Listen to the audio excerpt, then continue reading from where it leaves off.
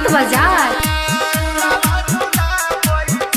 अखन अपने सब सुन रहा छी माँ दुर्गा म्यूजिक के शानदार प्रस्तुति।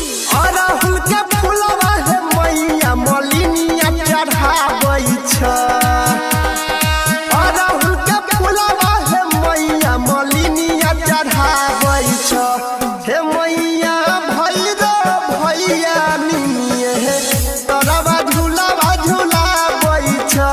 हे मैया भैरव भैया निमिये हे तोरवा झूलावा झूलाबै छ। अरहुल के फूलवा है मैया मलिनिया चढ़ाबै छ। अरहुल के फूलवा है मैया मलिनिया चढ़ाबै छ। हे मैया भैरव भैया निमिये हे तोरवा झूलावा झूलाबै छ। हे मैया भैरव भैया निमिये हे तोरवा झूलावा झूलाबै छ। अभी आप सुन रहे हैं करियोत बाजार से पीवाई फिल्म्स की शानदार प्रस्तुति मिक्स बाय डीजे प्रवीण करियोत बाजार।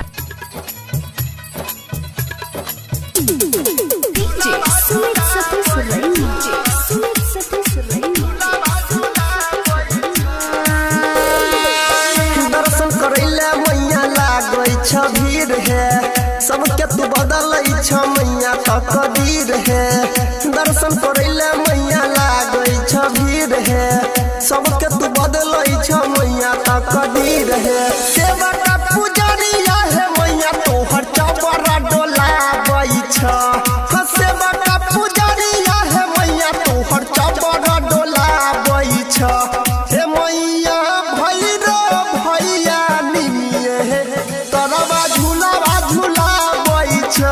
हे मैया भैरव भैया निमिये हे तोरवा झूलावा झूलाबै छ।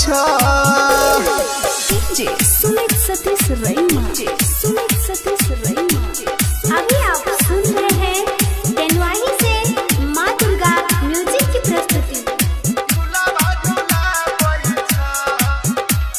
मिक्स बाय डीजे प्रवीण करियोत बाजार। परवीन चढ़ाबै छ ललकी चुनरिया राइटर सोनू एला तोरे मंदिरिया। देवेंद्र चढ़ाबै छ ललकी चुनरिया राइटर सोनू एला तोरे मंदिरिया। गायक अनिल है मैया तोहर पचरा सुनाबै छ। हाँ गायक अनिल है मैया तोहर पचरा सुनाबै छ। हे मैया भैरव भैया निमिये हे